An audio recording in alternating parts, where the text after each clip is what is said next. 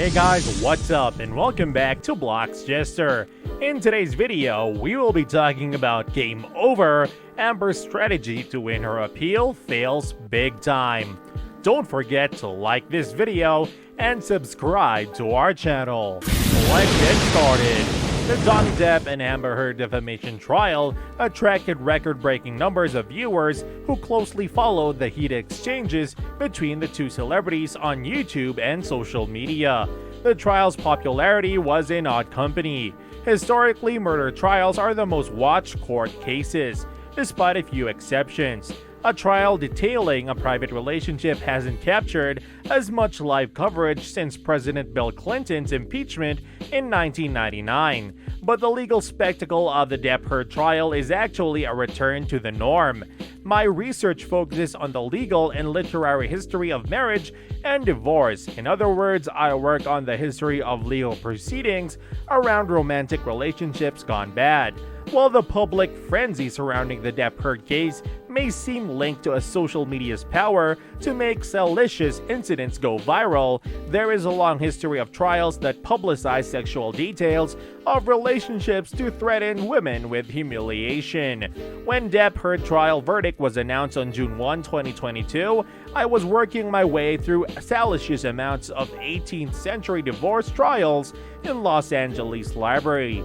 Meanwhile, a jury ruled mostly in Depp's favor, awarding him US $15 million in damages. The jury also gave Amber Heard $2 million. The verdict came at the end of a 6-week defamation trial that unearthed graphic stories of alcoholism, domestic violence, and sexual assault. Many observers, jurying Heard herself, described the trial's verdict as a broad loss for women and domestic violence survivors. But it was the publicity around this trial, the scandal, the spectacle of a celebrity relationship breaking down that perhaps resonates most with viewers. There wasn't television and social media in the 18th century and early 19th centuries, but even then, trials focusing on intimate relationships were widely publicized in newspapers and other publications. Readers, including author Jane Austen, who loved to skim newspapers for scandal, were hungry for gossip. Broadly speaking, it was almost impossible in both the US and England to get a divorce before the 20th century unless you were a wealthy man whose wife had committed adultery. This meant that these trials always uncovered private sexual details and almost always revealed the secrets of the extremely wealthy. As the Depp-Heard trial emboldened millions to chime in with their takes on Twitter and the short-form video platform TikTok, people similarly took commentary into their own hands before the age of social media. One self-styled anonymous civilian and faithful historian of the 18th century, for instance, attended all public divorce proceedings in London throughout the 1760s and 1770s. This person then compiled the witness testimony in the book Trials for Adultery, or the History of Divorces. Around this time, financial and legal barriers kept most women from pursuing divorce. Married women weren't allowed to own anything until the mid-19th century in the US and the 1880s in England, making it nearly impossible for them to pay for a divorce. But the loss of reputation during a trial was also a big factor that discouraged divorce. Being known as an adulterous woman was not only humiliating, but could also be a serious financial threat. The author of these volumes used this reality to his advantage. The primary objective of the civilian's pet project was to humiliate his subjects.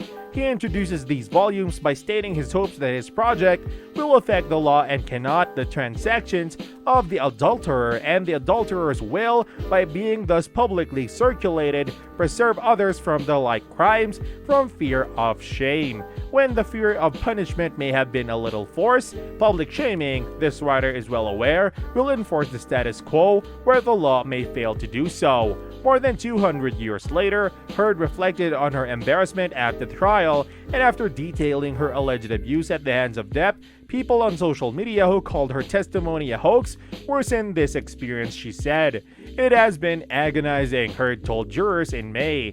This is humiliating and for any human being to go through. Perhaps it's easy to forget that I am a human being.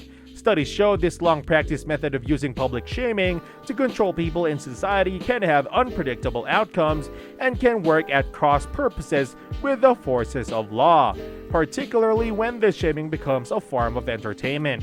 This means that public shaming can not only work for influence trial verdicts, as many as saying it did not in the Depp Heard case, but can also keep victims from discussing or reporting their abuse. Alright guys, that is it for today's video. Don't forget to like this video and subscribe to our channel. I will see you in the next video.